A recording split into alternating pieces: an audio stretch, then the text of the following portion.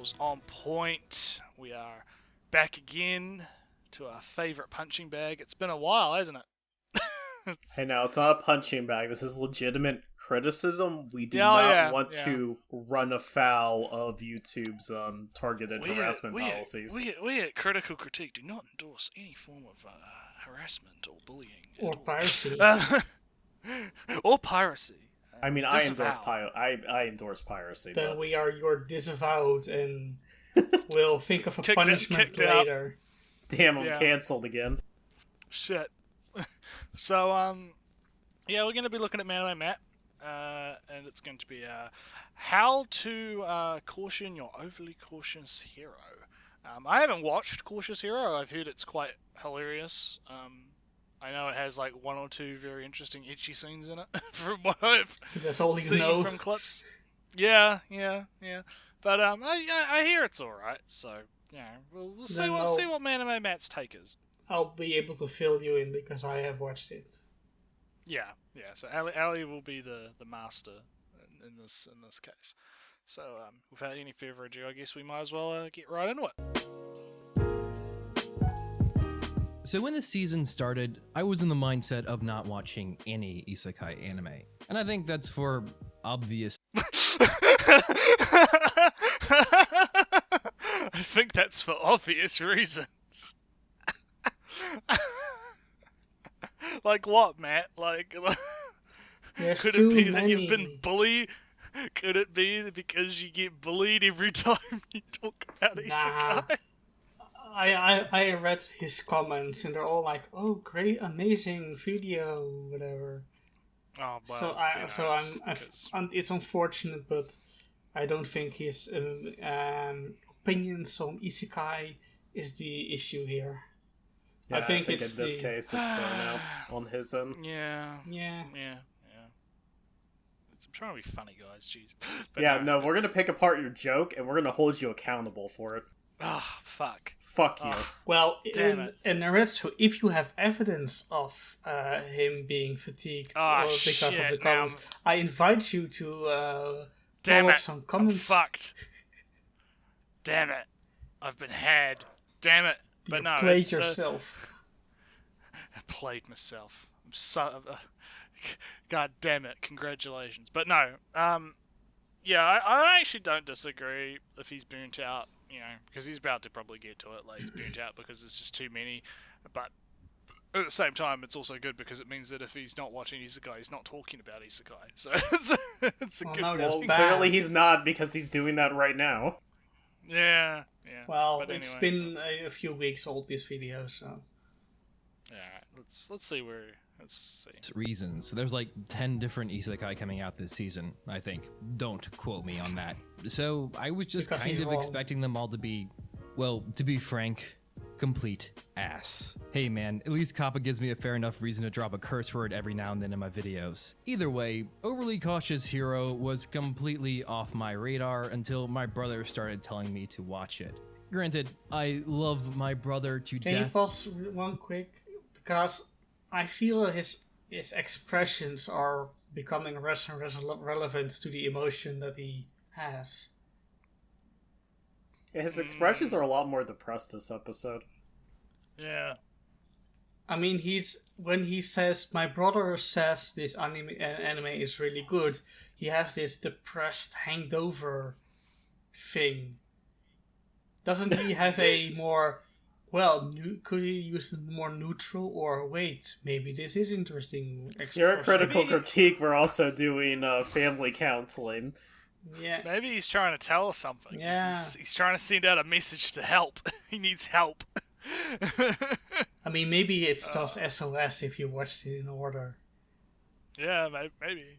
Self-confident, hanged over, standing he's starting one of those fucking internet ARG fucking things, like that one. You should have his brother on. I think it would actually be pretty interesting to have two people in the family that produced this man bouncing each other off, like bouncing ideas off of each other. Yeah. Well, I was gonna say maybe he's starting one of those ARGs, like fucking those, what are they called? They're fucking gloop or something. Those eating channels. It was that eating channel that apparently was doing that shit. Like that. Mukbang, yeah, that shit. It was one of those that was it's doing not Korean, like though. subliminal messaging. Yeah, I don't fucking know. It's How do you know this? Do you watch them? No, I know this because I watch those what's her name, Rainbot, and those other like creepy internet urban legend bullshit channels. And one of the things they covered was this channel that was one of those mukbang channels, and it was doing like tapping on like fucking the bowl to be Morse code for help me, and then there was like marks on her. There was like cuts and marks on her body, and it looked like she was trying to hide it. And then there was this other thing where the text had like capitalized letters that said "help me" and all this other shit, and people were like losing their minds over it. You should link me those videos. Sounds interesting. I might. I'll link you after. Are you saying that the video about cooking food is more interesting than this? Oh yeah, that's why we're watching something. Yeah, but let's keep going. But usually his predictions on what makes good anime aren't super accurate. That's the problem. Oh, yeah, and he watches my videos, so this is going to be an awkward conversation later. Nevertheless, I decided to... I hate to break it to you, Matt, but you're not the best fucking judge of what's good or bad anime either. Let's be real here. You're totally right about the family situation. Maybe we should call sit home counseling and maybe the domestic abuse units. Yeah, does he get bullied by his brother? Is that like what we're gonna find out? His brother shits on him for having shit taste. His brother's the reason he has that weird mustache thing going on. We're making up some lore right here. He is the reason he has that like mustache thing going on because like fucking like he poured bleach on it or something, or he did something. He burnt part of it off so that he can't regrow a mustache. So like now he just has the reverse Hitler constantly. Oh no! Tragedy. But no, yeah, I find it I just find it really ironic that he's like shitting on his brother for apparently having shit taste when it's Manime Matt, right? Like, yeah, I mean it's just a joke, but every joke has a kernel of truth. So yeah. All right, let's keep going. Give Overly Cautious Hero a try, and well, what it ended up becoming is probably one of the most creative isekai in anime. The most creative isekai in anime. That's a pretty bold statement there, mate. That's pretty big. Every different take on everything that you do with isekai, it's not a take on isekai because you use isekai to do something. If you, I'm going to say it. You could compare Cautious Hero to a kind of a boss-worker relationship where the worker is trying to put himself as little risk as possible and as much guarantees as possible while the boss just wants the job done. That's what you could say about Cautious Hero. Then you have something like Konosuba, that's a straight-up parody of the hero's journey. So the title of your next Scribbles video is going to be Cautious Hero Pro-Union Anime? ? Basically. Like not even 3 question marks, 2 question marks, but I think what he probably is more likely trying to get out but isn't quite able to express into words very well is that it's probably, to him at least, from what he's watched, the most interesting presentation of an isekai anime that he's watched thus far. Because even I saw, of course, from Joe and other more real well-read people, pause and select. I mean, even smartphone isekai. That show is about connections. The author himself says that, and also somebody else said this.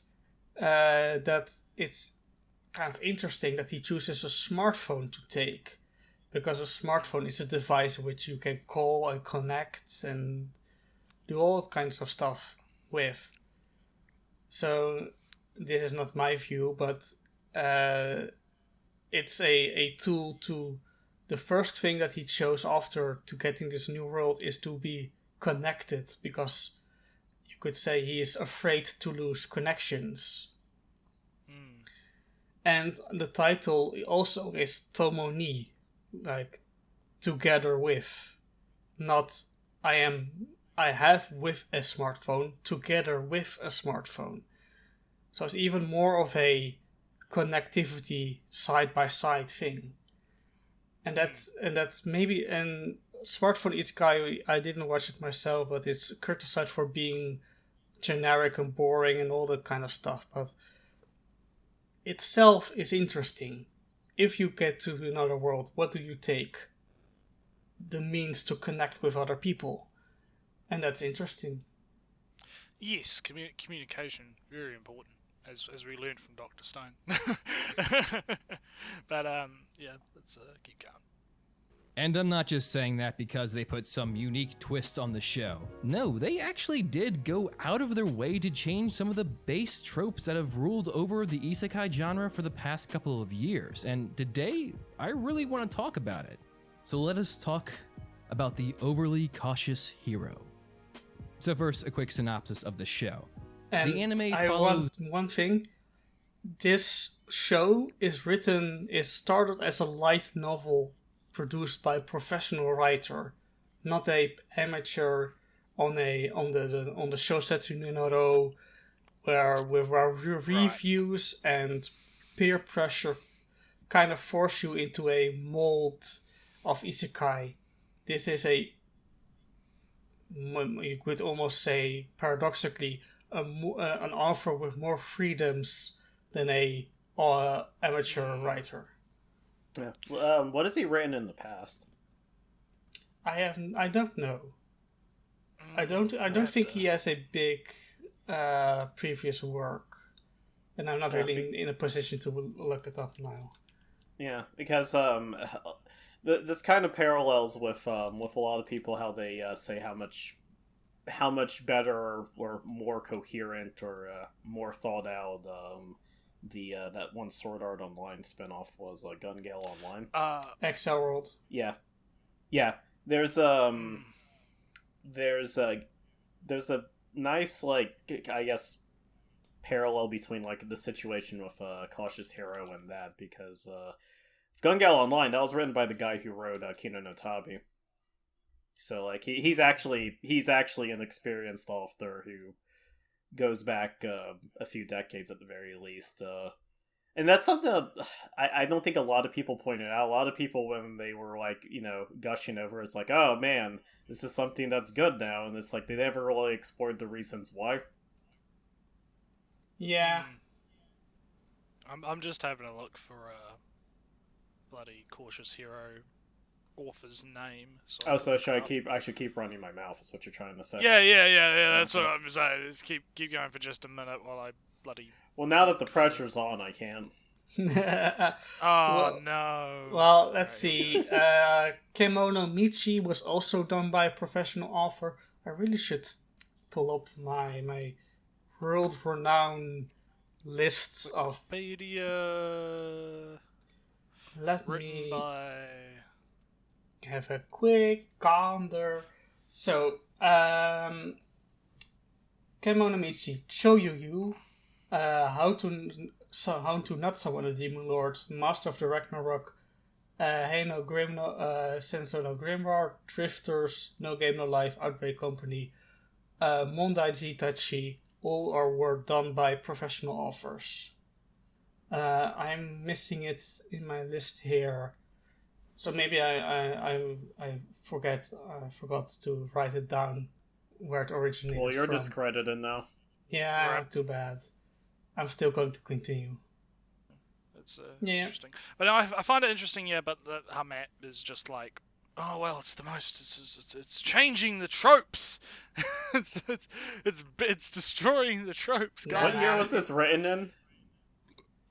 2016, you say? No, what, Yeah, no, yeah, that's, it was. It said novel 2016 to present, light novel 2017 to present. All right, so I'm it not is. Sure. So I'm not sure. I'm not sure if he had it written as a novel first, and then it became a light novel, or like because that's what Wikipedia says, right? It's very likely that it is a web novel first that got adapted into a light novel very quickly. That's happening more often now because they're popular, and they also get it very quickly in anime. Yeah. So yeah, it is an amateur author that got quickly picked up. And it's 2016, and most of the isekai stories that are airing yesteryear were written in 2012, which means that if you want to be unique in isekai stories, you kind of have to parry it, because everybody knows the default, so you have to do something else. So I think this is more of a... Which is what this is doing. So, the disadvantage of smartphone isekai is that when it was written, it was kind of maybe unabashedly generic, and it was fresh for how standard it was and did some funny things. When the anime aired, you got stories that were written later that were adapted into anime first. You got stories that were written earlier that got adapted into anime. So you got a story that is deliberately, maybe, I haven't read it or seen it, a little bit more generic in a time where you can see earlier and later forms of isekai, which means that a more generic version just gets dropped immediately. Right. Oh, well, let's see what Matt thinks are the reasons why it is so revolutionary. Because right now we're just in the synopsis of the show. Yeah. Let's get past that and see what his actual points are. Ristare?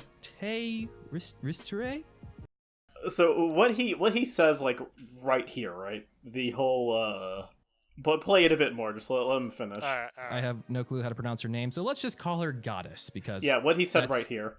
So this is a show, right? He's not reading a novel. So if he wanted to know how to pronounce somebody's name, why don't you just listen to what the characters say? See, I get that, right? I get that. But being the autist that I am, I can forgive having issues pronouncing names. I'm also on the fucking spectrum. That doesn't change shit. Yeah.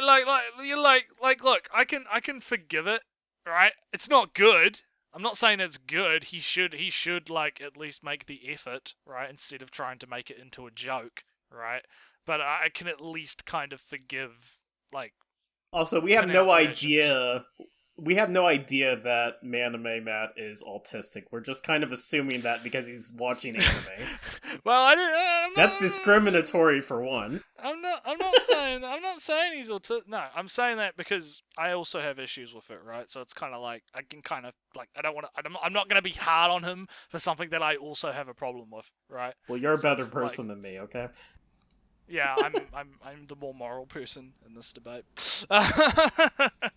But I do agree though that I think that he could have put the extra work to just listen to how, like, to try and figure it out, right? Like, it's a little bit of extra work, but it's like, why not? You know, like, why not? But yeah, let's keep going. Exactly what she is. She is a goddess of healing, living in a dimension of gods. In their dimension, it's the responsibility of the gods and goddesses to summon heroes, typically from Earth, and then send them to different worlds ruled by demon lords and overthrow them. Goddess puts up a bit of a front, but she basically has the same personality of Aqua from Konosuba. Nevertheless, she's a bit of a rookie. She isn't. Well, see, I haven't watched either show, so I can't fucking comment on that. With Aqua, she's irresponsible she's irresponsible and stupid rather than just stupid. Reset is quick. It starts rather arrogant, but quickly steps off from that. And Aqua is just, she gets confidence. She immediately shoots up into the sky, with her wax wings and immediately falls down again. To repeat the process. And Rosette is she tries to think about it and try to come up with a solution, but our hero is always better than him, and she quickly in the show the first to Cautious Hero. Seiya is his name. Alright. So that's a big difference from Aqua. So I'm assuming that his only like point of comparison here to the similarities is that they seem to be both kind of goofballs. In that sense, yeah. But Aqua is of course a goddess of water and not healing. Yeah, exactly. So I think that there's definitely differences there, and he's just kind of latching on to the surface level character trait of somewhat goofball goddess character. But she's useful, and Aqua isn't. Yeah, yeah, that's another very big distinction. But yeah, let's go. When it comes to overthrowing demon lords, and she manages to land an S-class demon lord, which, by the way, is considered extremely hard for those of you who aren't gamers. So, nervously, she runs through all of the potential heroes she can choose from. Explaining. Basically, the world you get assigned to defend is random, with the difficulty is random. So basically, she gets this task from upper management: do this, gather some worker and fix this. She's basically middle management. She's middle management. I think, you see, you have these ideas that could make really good videos on their own, and you should probably do them. You know? Yeah, fuck Ellie. You should actually. We're sitting here, we're not doing anything, and we're criticizing other people's hard work. You should be out there putting your ass on the line so we can make a video on your video and get really meta. Yeah. We can make our own content. Nah, but this idea of work culture isn't mine. I mean, I can still see where you're coming from, though. I mean, look at what we've seen on screen right now. This looks like middle management. Well, much like Isekai, you can take the basic idea and present it in a new and fantastic way. But only you can, Ellie. So we can make fun Only I can. The chosen one of the AnyTube community. Oh, no. Our meta video on Ellie is just going to be us shitting on the EU for like 2 hours. Calling him Danish. No, that's already been used too much. I have to say something like Lithuania or something absurd. We need a new meme, yeah. We need a new meme. But anyway, let's keep going. Freakishly high stats. Knowing she needs someone tough, she summons Seiya, our overly cautious hero. This is where things take a drastic turn from normal isekai. First and most notable, Seiya isn't your typical generic-looking otaku. This dude is a ripped machine. Goddess immediately falls head over heels for him, and we get our first taste of what's to come. When she's all excited and tells him to get... She isn't head over heels with him. He's hot. Yeah, that's I mean, six-pack, right? Yeah. Like, that seemed to be more what, like, based off the clips I've seen, it seemed to be less about falling in love and more about just wanting some of those abs. He's tall. He's a tall, dark blonde. He's a dark blonde. He's a dark blonde. He's tall. He's tall, dark-haired, sharp eyes, and fucking ripped. So, yeah. He's attractive. Yeah. Let's keep going. Ready to head out to the new world, he tells her no. Now that he can see his stats, he insists on training before ever heading to the other world. So, he locks himself in a room and trains non-stop for 2 weeks to raise his level. Only when he believes that he is fully and completely prepared does Seiya finally have Goddess bring him to the new world. What's really different about this show is that it begins restructuring a lot of the classic isekai tropes. For instance, what happens to Seiya if he dies? If Seiya dies, he just gets returned back to Earth, and he gets told that pretty early on. The only real motivation.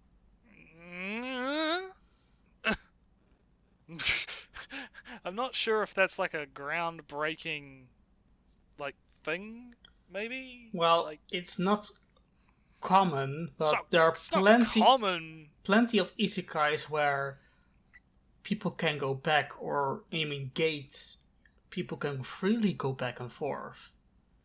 Yeah, it's like, I'm not sure if it's this hype thing that he's making it out to be, that, like, if he dies, he just goes back to Earth. It's like, okay,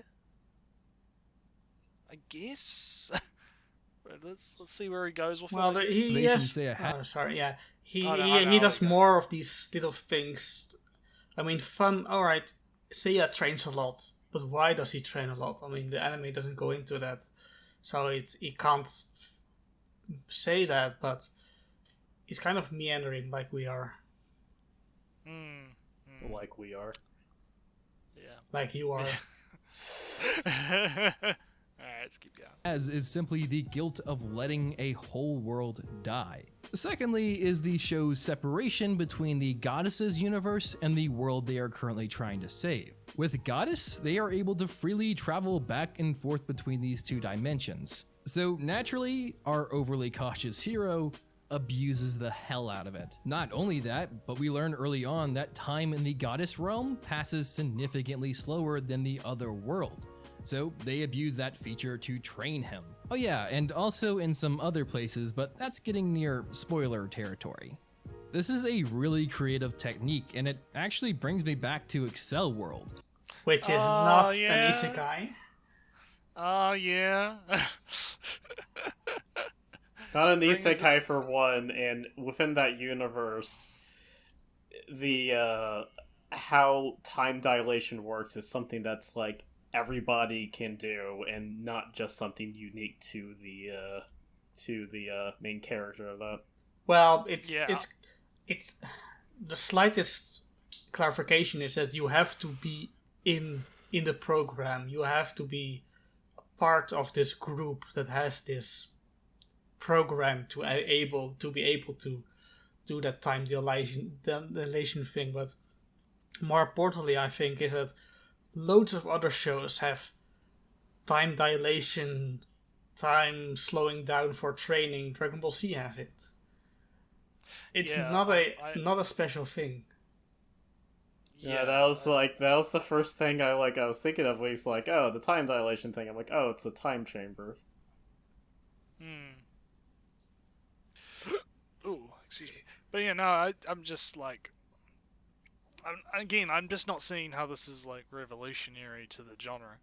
Like, oh, so this is a big deal, and it's like, I'm just like, no. I mean, you could. I think maybe it's bad. Maybe it's a boring video, but you could basically list some unique features of it and be done with it. I mean, isn't that basically what he's doing right now? Like, he's just saying, "Hey, this is this cool thing that it does that I think is cool," and I'm like, "Sure." But then he's going to compare it to Excel World, and if you just list it, then you wouldn't make this terrible mistake. All right, let's watch this. This is a more intricately produced 4chan post. Let's see what he sees. Where the main character had both the real world and the game world at their disposal, and events that occurred in one often affected the other. I mean, hell, Excel World also had it so that time passed differently in the accelerated world versus the regular world as well, and that's one of the things that all of the characters abuse. It's really cool to see this older isekai trope, if you could even call it that, be applied to this anime. It's not an isekai trope, though. It's, like, not even beyond this. It's been used in, like, Digimon before, and, like, multiple other things where there's no congruent timeline. That's what I mean. It's not a thing that's an exclusive to isekai trope. An exclusive to isekai trope would be, the isekai truck. That would be an isekai trope, right? You get hit by the truck, and the truck takes you to another world, right? That I would say is an isekai trope. Dying as a result of the truck takes you to another world. But even then, isekai truck does show up in other anime, like zombie whatever it was, the fucking Zombie Idol show. Isekai truck shows up as a cameo, right? Like, so it's kind of like it's not like it's an like this is the thing, right? When you're saying something is like a genre trope, it typically has to be like exclusive or pretty much only used with rare exceptions in that genre. Right? At least in my mind. In Make My Abilities Average, the main character who says, "Oh, I'm going to die. The isekai truck is taking me." Yeah. She references the truck as the isekai truck. Yeah, exactly. That is an isekai trope.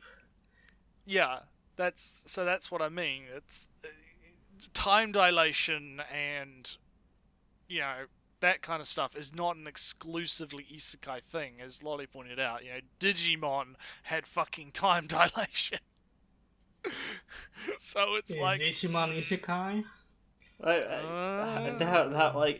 And even beyond that, like any type of like battle shonen that had some sort of like barrier, you know, kekai or barrier trope thrown into it. You know, hey, we're gonna drop the barrier down so we don't cause collateral damage. Like that also doesn't. So like time dilation isn't a fucking isekai trope. So yeah, and also. The events in the fantasy world don't affect the goddess world in any meaningful way. Narnia, the Witch in the Wardrobe. Yeah. The Lion, the Witch, and the Wardrobe. Narnia, the Witch. Lion, the Witch, and the Wardrobe had that exact same thing. Yeah, okay, whatever. It's isekai by definition, but it was written well before that. Yeah. Yeah, it was well before this, which is great. Riverworld. Oh man. I could list shit. Wait, let's keep going. Yeah. It's really creative and is used extensively to enhance the story. Very creative. I'd almost say that they... Okay, this is a problem that I have actually with Maname Matt. He says it's used creatively to enhance the story. How? That's my problem, right? Like, how? Like, you can't just say things and then not actually explain what you're talking about. Because, like, from my perspective, I'm someone that hasn't watched the show, right? So if he's saying, oh, well, look at this. It's so creative. It's so amazing. I'm sitting here because I haven't watched the show and I don't know what he's talking about. I'm just questioning how. How is it creative? You have to show an example, right? Like, if he'd shown... This is an example where they use the time dilation in a creative way to solve a problem, right? Like that. Then I could go, oh yeah, okay, yeah, maybe that is a bit creative. Yeah, that's pretty good. But that happens. He's just it happens. Yeah. Time dilation gets used creatively to solve a problem in like the second episode. Not even that spoilery. Spoiler. Yeah. It just happens. But the thing is, he doesn't like explain that. He's just like, oh. It's just creative because it's creative. It's like, no, you have to like explain shit to people. I think it's also partially not understanding what audience your video is for, because like it almost seems like because he's saying, oh, this is used creatively, it's meant for people who are already watching the show. But if somebody's already watching the show, why do they need to explain to them why the show does something or how? Yeah. He's still not explaining how, so it's just backpatting at that point. Yeah, it's I think Digibro actually brings this up in something. He talks about I think it's review validation.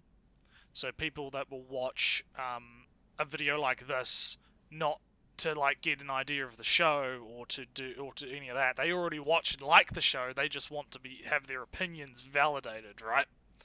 So it's the pat, as you mentioned, the pat on the back. Oh, look, man, Matt, he says it's creative, and that validates me liking the show because it's creative. But it's very fucking shallow because it's just he's not explaining why he thinks that this is creative. Like like, Matt, listen to me, buddy. Listen to me. I'm actually I'm average I'm viewer actually, of our channel. Average viewer of our channel. That's never going to be Manime Matt. But Manime Matt, listen to me. I want you to explain to me why you think it's creative. I'm more interested in what you think makes it creative than the fact that it's creative itself, right? Like, I'm more interested in the perspective, right? Like, if I watch a Digibro video, right? I'm watching a Digibro video because I'm interested in what his perspective is. And that's what he tends to go into. He talks about, like, I think he will always, like, typically go into the, like, oh, I think this is really cool because, right? I find this angle really interesting and how they did the story because of this, right? And that's way more interesting to me than someone just going over a show and saying, "Oh, yeah, show's just creative," you know, like it's a really creative show. Yeah, it's just, you know, it's a creative show. You know, I'm more interested in what the individual perspective is in most cases than just this nonsense. But yeah, let's let us listen to the nonsense. Yeah. Spend more time in the goddess realms than they do in the actual world they're supposed to be saving. Speaking of which, let's just go beyond the point. Like, why is it creative? Like, you actually called that shit. Yeah, no, that's what I mean. Like, he doesn't explain it. He's just like, oh, it's creative, and then he just goes, oh, well, they spend more time in the goddess world than the world they're meant to be saving. It's like, okay. So here's the thing about creativity, right? So creativity takes many different forms, and it doesn't always require you to just do the opposite of something. You could imagine for a second, you could sit down and you could have like a bulletin board or like a dartboard of like things that are never done in isekai, and you could just toss a dart at random. That isn't particularly creative. You're just, like, taking a shot in the dark and be like, I'm just gonna toss this into the formula. I'm gonna take nothing else into consideration.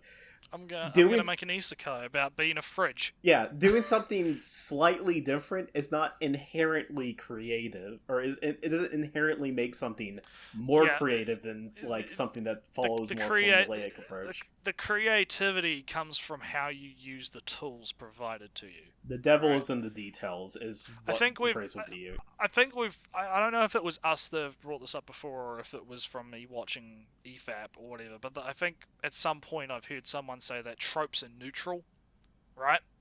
Like, a trope is not inherently good or bad. It's how you utilize the trope within your story that matters, right? Like, a trope can be used in a generic way and it can come off really boring and stupid, or it cannot fit the story, or it can, you know, there are many ways a trope can be bad inside of a story, but that very same trope can also be used to a very effective way in another story. But it's all comes down to how you use the tools, and I think that's where true creativity starts to shine in, right? You've got a massive toolkit, and you have to use them to formulate something, and that's why I always say, you know, the execution is what matters more than the actual content when it comes to people critiquing things like slavery and Shield Hero and that kind of stuff. I'm much more interested to hear why someone would think the execution of that is bad, rather than it just autistically screeching about how slavery is the devil, right? So, yeah, let's keep going. Trick in this show. I'm just calling it a one trick from now on because it seems like every isekai now is your classic isekai, but with a smartphone or with your mom and so on and so forth. But by that same metric, this is just a classic isekai with a time capsule. Yeah, it's a classic isekai, but the rules are slightly changed. Like, he's describing the same thing. He's so close. Yeah, that's what makes it really frustrating, right? Is like he is actually really close to getting it, but he's so close yet so far. It's like, come on, Matt. Come on, you just come on. It's like the rabbit, like, getting bored and laying down right in front of a finish line. Yeah, it's really weird. Like, I kind of have like a thought, but it's like I'm like formulating something, but I'm losing it. Yeah, I've lost it. But You're getting old. I'm getting old. Yeah. All tumbling down. It's all tumbling down. Yeah, the moment you hit 25, it's just all downhill. You might as well just kill yourself. Yeah. Let's keep going. This show does, in fact, have its own one trick, and that's that our hero is overly cautious. I mean, who would have guessed? It's not like it's in the title or anything. My crappy jokes aside, thank you, Kappa, this is actually a pretty fun one trick for an isekai to have. Seiya is always trying his best to get perfectly prepared, and it's always fun to see how, despite the demons trying their best, they are always being outsmarted by him. It's pretty amazing how many levels of prepared he is, and when he doesn't know exactly how to beat whatever demon they are facing, off back to the goddess world they go for another training montage. Now, of course, for most people who it isn't really outsmarting if you're just considering every possible scenario. Then you're just brute forcing the situation. Yeah, I'm just like, I'm sitting here, I'm just like, alright, okay, I guess. I mean, if I have 5 options, and instead of thinking like, what is the most likely thing to happen? Well, he is red. Yeah, has red hair. That means a red hair has a 55% of this, but only if they're right-handed. And he's left-handed, so he will pick 1. And instead of doing that, I just put everything on everything. Is that me being smart? Yeah, I don't know. I think it's like, I think Matt is just like hyping this up way too much than it needs to be hyped, right? I think it's a bit. Also, just considering contingencies as a way, considering the contingency as a way to solve a situation isn't unusual in storytelling. It happens quite a bit. It's more on the nose in this case. Yeah. Ah, I'm behind you. Yeah. But no, I'm behind you! But no, I'm behind you. Nah, you trying to approach me. Alright, let's keep going. who've only watched an episode or 2 of the show, you may think this kind of trope gets very repetitive. And I understand why you would assume that. However, it doesn't. To be frank, we learn quite quickly that if Seiya wasn't always this prepared, he would be dead. So, I mean, pause. How doesn't it get boring? Like, you just put out a statement, you didn't back it up. You said, "Oh, you might think it does, but it doesn't." Well, what he said was, you think it might be boring, but if he didn't, he'll be dead. Like, yeah, but that doesn't change the fact that it could be boring if, like, even... Yeah. Like, does the presentation make it interesting? Does the way it... Like, why is it? You need to slice in an image of the Team Fortress 2 guy just saying, how? You know? Like, because that's my question for a lot of this. It's just like, okay, how is it creative? How is it not boring? You know, I want to know, Matt. You know, considering that his brother liked it and was like able to recommend it to him, like I'm really interested to see if like his brother is like the complete opposite and like a total Chad when it comes to fucking doing reviewing. Yeah. Yeah, that'd be crazy. He bullies him out of his YouTube channel. Well, on his Patreon money. To bully him further, he kind of looks like he's being drawn a little thinner than he actually is. Oh yeah. That's not particularly shocking, but yeah, let's keep going. Not dead, but just sent back to Earth because he died. Almost every time he fights a monster in this show, we almost always see his original plan fail. And even later on, quick spoiler alert, we see when all of his plans fail, and he has to rely on someone else. It lets us know that despite Seiya's ability to pull off Ex Machina after Ex Machina, sometimes the threats are just too big. It makes for some interesting drama and keeps us engaged because we pause. Because he's wrong. That's basic as fuck storytelling, by the way. But also, his plans failed, and his plan was to have somebody else deal with it. Yeah. What a great plan. He had somebody else. Like on top of that, yeah. Well, like on top of that, right? So, in storytelling, you often set up a situation and a chain of events, and you have a character approach something, according to their skill set, in a very basic and not even really basic, a very simple and effective way.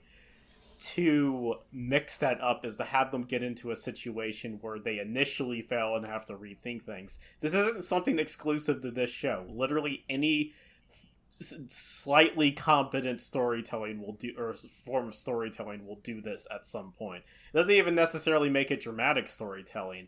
It just makes it storytelling in general. Yeah. It's again, it's another case of just like how. We can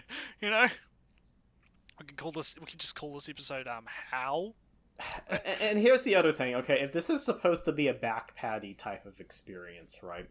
Why is he trying so hard to avoid spoilers? Appealing to the wider audience.